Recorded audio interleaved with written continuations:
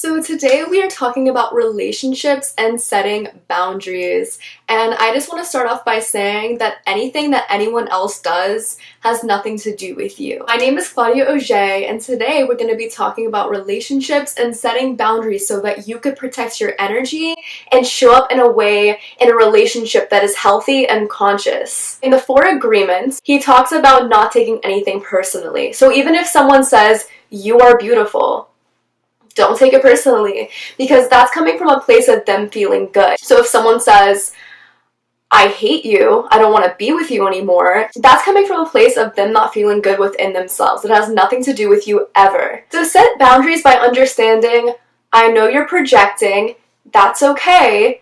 I'm going to go take a bath, do yoga, breathe, or do whatever you want to do, and then just allow it to be. Because if you feed fire with fire, that's the worst thing you can do, because you're only adding to their trigger. You're feeding into that, and it'll become stronger and have a more devastating long-term effect that won't benefit any of you. Relationships can be very intense, so it's totally okay when you do need to take a step back and breathe and process and just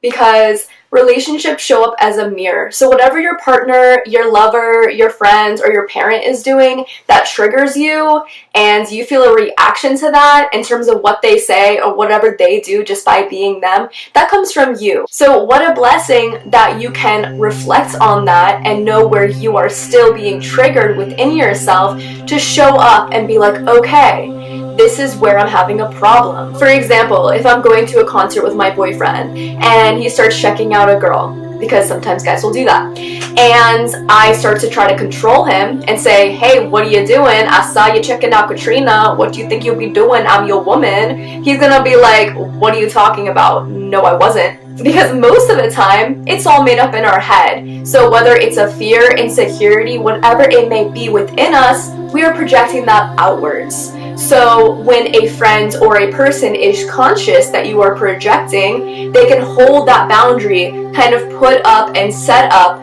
a conscious response to what you just said so that you are able to reflect within yourself. Or they can just call it out for you and be like, "Hey, you're being really insecure." And then you'll be like, "Yeah, I know." And then you can just bring yourself back and be like, "I am beautiful, I am worthy, there's nothing to worry about because the universe has got my back and takes care of me." It's true. Everyone has free will to do as they please, and it actually creates a lot more freedom for you in the long run when you allow people to just be as they are and act in a way that is just what they need to do in that moment. Because if you're not trying to control, you allow space for people to discover on their own terms.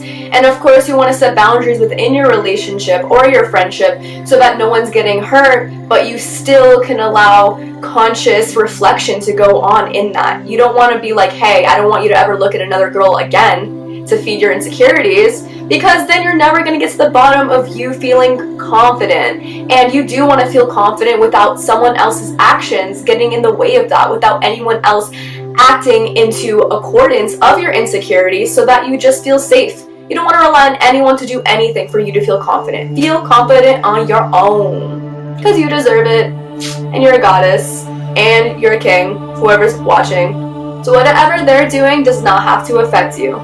Trust. If you're trying to control everything that someone else is doing, you are going to drive yourself insane. And I speak from experience on that one, because I have driven myself insane more than several times, more than 100 times within 3 years of my relationship with my twin flame. I've literally gone mentally insane. So this is all coming from experience on just reflecting on myself and my insecurities or whatever triggers I have within myself that come up. I do the reflection work. It has nothing to do with my partner or whatever he does. Breathe and bring yourself back to your center. Most people are like, if he's not treating you well, dump his ass. Like, it's not like that.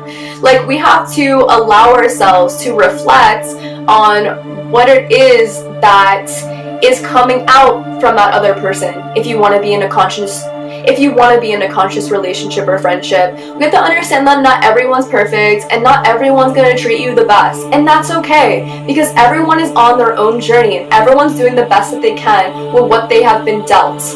in their life, and people react to it differently, whether it's insulting you or yelling at you. No, they have no right to do that, but when we hold a safe space for them to reflect on that, and we can hold their hand through it and love them all the way through it unconditionally, we allow them space to heal. And that is the greatest gift you can give anyone, is consciously seeing them for what they are, for their source, for their love within them. When we just leave someone because they're treating us badly, we create false expectations of what a relationship should be. And there's been so many posts that say, if he doesn't treat you this way, you gotta leave him. If your friend ain't like this, you gotta bitch him. Like, no one is here to meet those expectations, and thank God they are not, because without that contrast, we would not be able to grow as individuals ourselves. When I used to date when I was younger and I had to face myself at any given moment, I would run, and I would just run as fast as I could. But that was really a result of me running away from myself at the end of the day and not facing what I had to within myself. Now that I have found someone who has grounded me down to myself, I really have started recognizing that there is nowhere to run.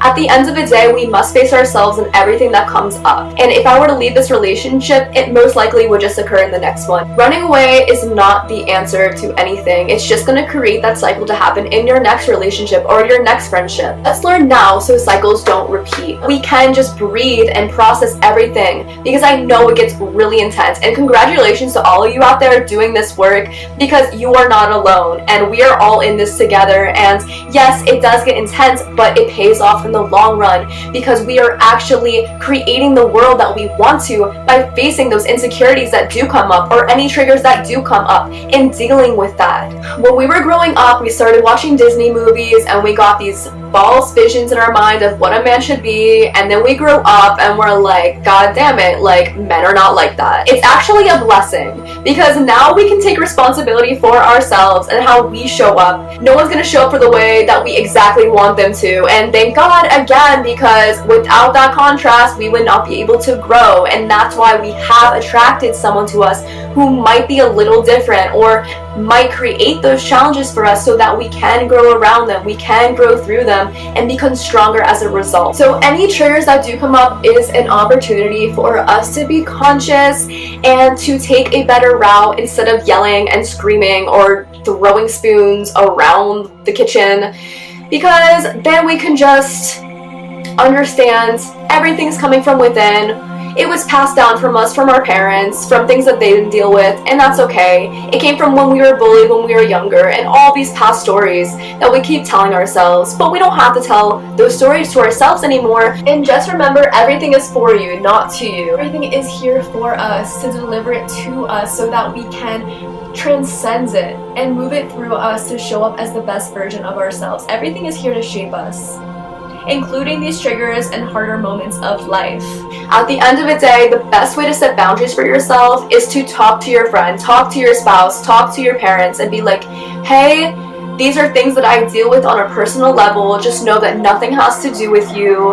Or if someone's reacting in a way that got you heated, take a step back. Be like, I need to leave the room right now, or I need to breathe. This is not going to help me to talk to you right now. We'll come back to this later. Because if you do feed that toxic energy with that toxic energy coming from the other person when they are triggered, it's just gonna be like this huge toxic fire, and we don't want that. We don't need that. So you guys know what to do. Thank you for joining me here today. I talked a lot more about triggers than I intended to, but I think it is important, because that is something that does come up for everyone. Whether you suppress it or not, we all get triggered, and just remember not to blame the other person, because it's all of you. You are the universe. Everything coming up is because of you. Again, my name is Claudia. Subscribe to my channel. Comment below how you deal with setting your boundaries when it comes to dealing with all this intensity that we all feel. So set those boundaries. Do the work you need to do. You do you, boo. Yes, I see you guys. Love you. Blessings.